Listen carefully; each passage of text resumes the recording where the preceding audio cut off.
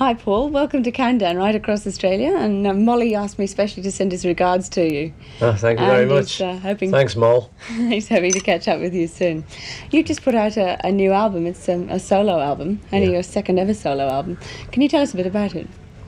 Yeah, I started recording it after we'd done Back to the Egg, and I was a little bit fed up of doing a studio album and going in and working very correctly and properly, and I fancied just kind of looning around. So I started off by hiring a machine off one of the lads here, which is a very simple thing where I just plugged directly into the back and could just record myself without being too technical. And I just started making up bits and pieces just for my own amusement. And what happened was I was going to keep it 2 weeks, but it ended up being 6 weeks. And I was going to just do a couple of tracks, but it ended up being about 18. So in the end, I played it to a couple of people, and they said, "That's your next album, isn't it?" I said, "No, not really, it's just for my own amusement." They said, "No, that's your next album." So I said, "All right." You played every single instrument on it, didn't you? Yeah. Bass, drums, or bass of course. Yeah, that's keyboards? Yeah, keyboards, yeah. And a gizmo even. Well, like anything I could get my hands on, really, because as I say, it was just for my own pleasure. So I was really just enjoying getting on this instrument, just playing around till I found a sound on it that I liked. And I just say, okay, now we'll put a bit of this down and try and make something up. So it was done the backwards way from how I normally do it. But I do love playing like all different instruments. I just like that, you know, it's like a hobby for me. What's happened to Wings? When I recorded this, that was last summer, summer of '79. Since then, we played a British tour with Wings, and then we were scheduled to go to Japan, but I had a spot of bother there, and that didn't come off.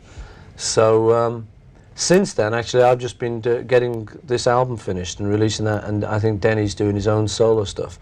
So we're taking a bit of breather with Wings and deciding what we want to do next, rather than kind of just rush into anything for the sake of it, you know. Will you be getting back together with them? I should think so, yeah. We're kind of talking about it and thinking about it. But everyone's onto their solo things just at the moment. Here we are today at Abbey Road Studios, where you used to record with the Beatles. Yeah. Does that bring back fond memories for you? Yeah, well, I've recorded here quite a lot anyway, even without the Beatles. So, but it's like one of the favourite studios. This is where I made my first record with the Beatles. Terrified out my mind down there. One Countdown viewer, a young viewer, wanted to know if the other Beatles were still alive. Well, your guess is as good as mine, actually. Do you ever see any of the other three guys? No, they are actually alive and kicking and all very well and doing their own thing, enjoying themselves. Does the media campaign to get the Beatles to reunite annoy you? Yeah, a bit, you know, but there's nothing you can do about it, so I don't get really annoyed. It's just one of those things, you know, when you reach a certain level of fame. Like with the Beatles, you know, once we split up, there were just a lot of people offering a lot of money and saying, "We'll get back together for me then." But the trouble is that if you were even going to consider doing something like that, you'd have to have a really great enthusiasm within the group, because, you know, you can't just start things just for some money and go and do it. Not a thing like that, anyway. So the missing factor is the enthusiasm at the moment, which is fair enough, you know. I mean, we did our bit. I think the four of us would probably just prefer to like leave it as it was, and leave the whole story intact, rather than sort of coming back and doing some disastrous reunion show, you know, like Sinatra's 50th farewell concert, something like that, you know. Of all the things Nothing against Frank Mind. Of all the things you've ever done, is there anything in particular that you consider your best work? I don't know. I don't kind of think in those terms. I think it's people like who analyse the music scene, think in terms of that, what was his best one. But I don't know, if I just had to answer it for some quiz or something, I might say Sgt. Pepper, or I might say Yesterday.